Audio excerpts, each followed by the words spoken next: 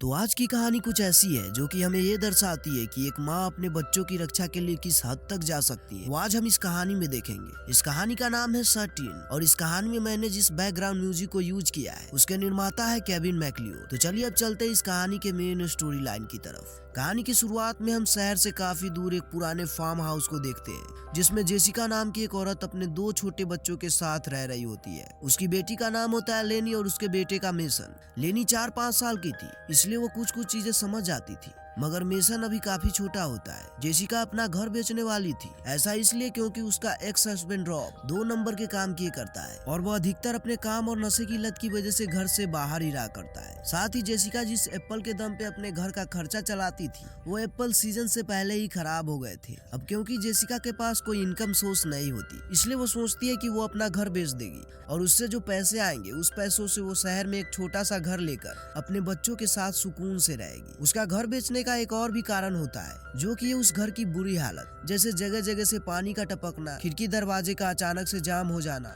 साथ ही उसके घर में एक स्टोर रूम भी होता है जिसका डोर अपने आप ही बंद हो जाया करता है। पर हैरानी की बात तो यह है कि उस डोर को अंदर से खोलना नामुमकिन है। उस डोर को केवल बाहर से ही खोला जा सकता है। ऐसे ही एक दिन जेसिका कुछ सामान लेने के लिए स्टोर रूम के अंदर जाती है तो उसका डोर अपने आप ही बंद हो जाता है। जैसा कि उसे पता है कि वो दरवाजे को अंदर से नहीं खोल सकती इसलिए वो बहुत घबरा जाती है क्योंकि उसके बच्चे बाहर अकेले हैं। जेसिका अपने आप को शांत करती है और दरवाजे को खोलने के तरीके के बारे में सोचने लगती है कि तभी उसकी नजर दरवाजे पे लगी एक छोटी सी स्क्रू पे जाती है। वो सोचती है कि अगर वो स्क्रू को खोल देगी तो दरवाजा भी खुल जाएगा, इसलिए वो लेनी को आवाज लगाकर कहती है कि मुझे स्क्रू ड्राइवर चाहिए। पर लेनी को स्क्रू ड्राइवर के बारे में कुछ भी पता नहीं होता। उसे तो ये भी नहीं पता होता कि स्क्रू ड्राइवर दिखता कैसा है। जिसके बाद जेसिका लेनी को समझाती है कि स्क्रू ड्राइवर कैसा होता है। अब लेनी थोड़ा टाइम लेती है मगर वो स्क्रू ड्राइवर को खोजकर जेसिका को दे देती है। अब जेसिका स्क्रू ड्राइवर से उस डोर को खोलने की कोशिश करने लगती है मगर वो स्क्रू इतना छोटा होता है कि जेसिका उसे खोल नहीं पाती।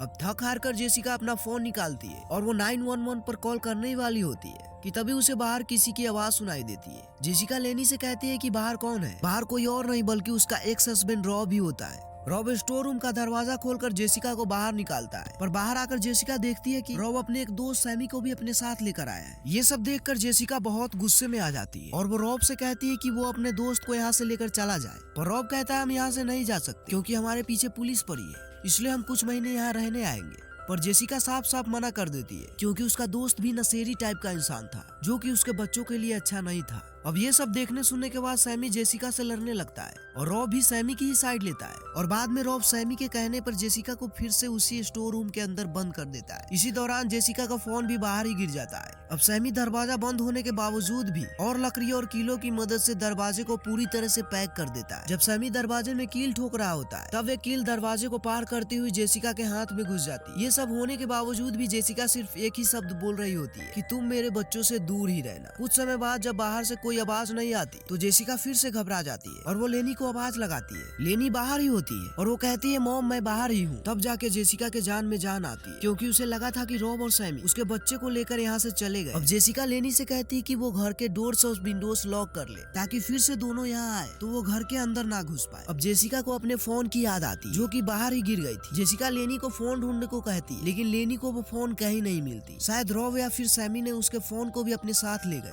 उधर मेसन भी उठ जाता है जो कि सोया हुआ था और भूख लगने की वजह से रोने लगता है। जेसिका अपने आप को संभालती है और वो स्टोर रूम में कुछ ढूंढने लगती है। हालांकि वो स्टोर रूम है इसलिए वहाँ खाने वाली कुछ ना कुछ तो चीजें जरूर होंगी। वहाँ जेसिका को एप्पल जैम्स मिल जाती है जिसके बाद जेसिका भी वही जैम खाती है और लेनी को भी खाने के लिए देती है और कहती है कि यही जैम तुम मेसन को भी खिला देना। कुछ देर बाद रात हो जाती है और रात होने पर लेनी डोर के पास आकर लेट जाती है क्योंकि बाहर उसे बहुत डर लग रहा होता है। अब जेसिका लेनी से कहती है कि उसे मेसन के पास ही रहनी चाहिए क्योंकि जब तक मैं यहाँ बंद हूँ तब तक तुम्हें ही मेसन का ध्यान रखना होगा। ऐसे ही करते करते सुबह हो जाती है जिसके बाद जेसिका फिर से उसी एप्पल जैम को बच्चों को खाने के लिए देती है और जाहिर सी बात है खुद भी खाती है। अब जेसिका फिर से वहाँ से निकलने की कोशिश करने लगती है। उसे पता होता है कि वो दरवाजे को कभी नहीं खोल सकती इसलिए उसे कोई और रास्ता ढूंढना होगा कि तभी उसकी नजर नीचे लगी वुडन फ्लोर पे जाती है। वो सोचती है कि वो अगर फ्लोर को तोड़ देगी तो वो आसानी से यहाँ से निकल सकती है। अब जेसिका लेनी को आवाज लगाकर कहती है कि मुझे एक आयरन रॉड चाहिए मगर लेनी को वो आयरन रॉड नहीं मिली। उसे जो समझ में आ रहा था वही जेसिका को पास कर रही थी और और अंत में लेनी जेसिका को वही स्क्रू ड्राइवर दोबारा से खोज कर देती है, जिसके बाद जेसिका उसी स्क्रू ड्राइवर से फ्लोर को तोड़ना शुरू कर देती है। इतने में ही उसे पता चलता है कि लेनी ने मेसन को गिरा दिया। अब जेसिका लेनी को बताती है कि वो मेसन को कैसे चुप करा। मेसन और लेनी की यह हालत देख जेसिका और भी तेजी से फ्लोर को तोड़ने लगती है। कुछ देर बाद लेनी जेसिका को कहती है कि बाहर कोई आया है, जिसे सुनकर जेसिका बहुत ज्यादा घबरा जाती है और वो जल्दी से लेनी को कहती है तुम और मेसन बेडरूम में जाकर दरवाजा बंद कर लेना। जिसके बाद लेनी भी वैसा ही करती है। इधर बाहर कोई और नहीं सैमी ही था, जो कि अब स्टोर रूम के बाहर आकर खड़ा हो जाता है और जेसिका से पूछता है बच्चे कहाँ है, दिखाई नहीं दे रहे। तभी सैमी को बेडरूम से कोई आवाज सुनाई देती है। वो समझ जाता है कि बच्चे अंदर ही है। जिसके बाद वो ऊपर बेडरूम की ओर जाने लगता है। अब जेसिका नहीं चाहती थी कि सैमी उसके बच्चों के पास जाए, इसलिए वो अपना दिमाग चलाती है और उसे अपने पास बुलाकर कहती है कि रॉब यहाँ से जाने से पहले मुझे एक पैकेट देकर गया था। अगर ये पैकेट तुम्हें चाहिए तो तुम्हें मेरे बच्चों से दूर रहना होगा। सैमी इन सब के लिए मान जाता है। जिसके बाद जेसिका सैमी से कहती है कि तुम नीचे से अपना हाथ बढ़ाओ, मैं ये पैकेट तुम्हें दे देती हूँ। अब सैमी है ही इतना नशेड़ी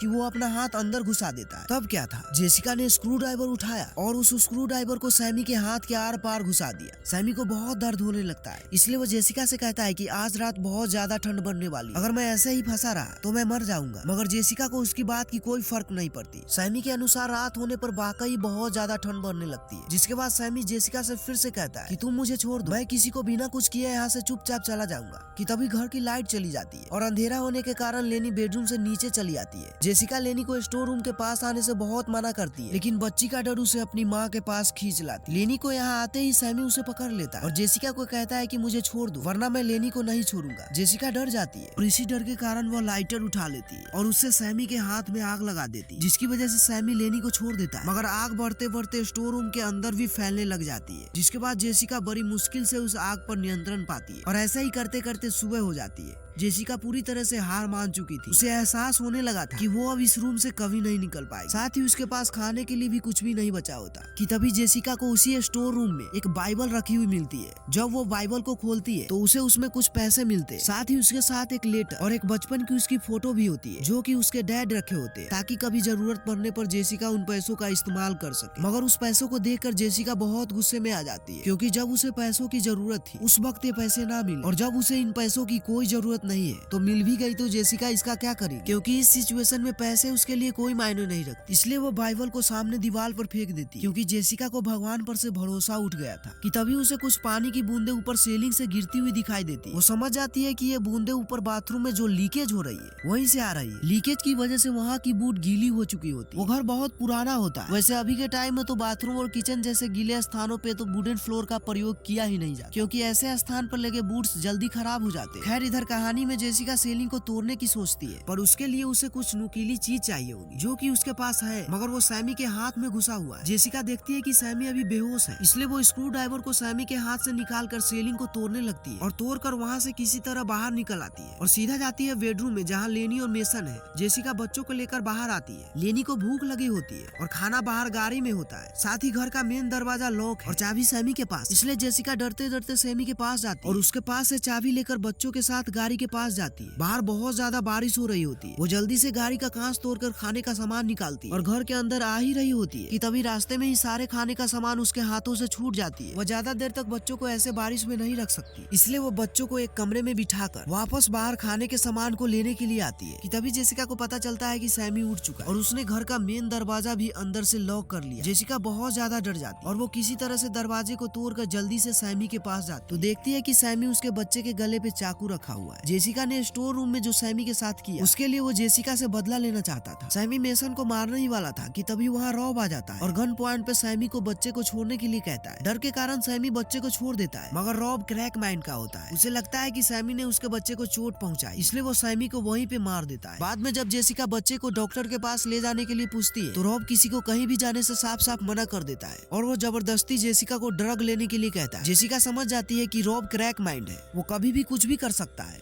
इसलिए जेसिका अपना दिमाग चलाती है और रॉब को कुछ खा लेने के लिए कहती है। जेसिका रॉब को खाने में नींद की दवा मिलाकर खिला देती है। खाने के बाद रॉब फिर से जेसिका को ड्रग लेने के लिए कहता है, पर जेसिका कहती है अभी नहीं। कुछ देर बाद रॉब का सर चकराने लगता है। वो समझ जाता है कि जेसिका ने उसके साथ कुछ किया है, इसलिए वो गन लेकर जेसिका को मारने के लिए दौड़ता है। जेसिका भागकर ऊपर वाले कमरे में चली जाती है। उसके पीछे पीछे रॉब भी कमरे के अंदर चला आता है, पर उसे इतना ज्यादा नींद आ रहा होता है कि वो आंख भी ठीक से नहीं खोल पा रहा होता। इसी का फायदा उठाते हुए जेसिका रॉब को विंडो से नीचे धकेल देती है, जिसके बाद रॉब वहीं पे मारा जाता है। अब कुछ दिन बीत जाते हैं और हम जेसिका और उसके बच्चे को उसी घर में देखते हैं। दरअसल जेसिका उस घर को बेची नहीं होती, बल्कि उसे अच्छी तरह से रेनोवेट करा दी होती है और जेसिका की एप्पल बिजनेस भी जोरों शोरों से चल रही होती है। और अब जेसिका और उसके बच्चे को उस घर में परेशान करने वाला कोई नहीं होता। और इसी के साथ ये कहानी यहीं पे खत्म हो जाती है।